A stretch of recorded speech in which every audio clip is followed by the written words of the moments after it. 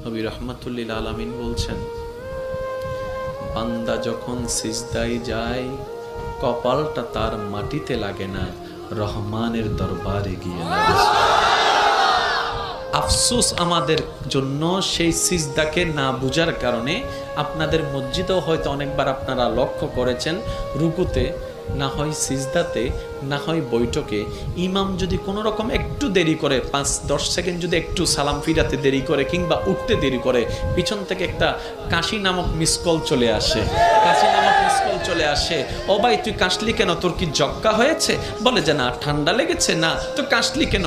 বলে যে হুজুরকে একটু সিগন্যাল দিলাম। কিসের সিগন্যাল? বলে যে আমার 3 তাসবিহ শেষ হয়েছে। হুজুর আপনারটা শেষ হলে আপনি এবার তুলতে পারেন, আপনি এবার মাথাটা তুলতে পারেন, আপনি এবার মাথাটা তুলতে পারেন। হুজুর আমার তাশাহুদ শেষ হয়েছে, দরুদ শেষ হয়েছে, আপনার শেষ হলে আপনি এবার সালামটা ফিরাতে পারেন। কিরে ভাই, নামাজ তো মওলার সামনে দাঁড়ানোর একটা সুবর্ণ সুযোগের নাম, নামাজ তো গুনাহ মাফের একটা জারিয়ার নাম, নামাজ তো রবের রহমত পাওয়ার একটা জারিয়ার নাম। এখানে এসে তুই তাড়াতাড়ি করছিস কেন? বলে যে আফসোস, আমি নামাজটা জেনেছি, বুঝার মতো বুঝতে পারিনি। জেনেছে তারা শুধু সপ্তাহে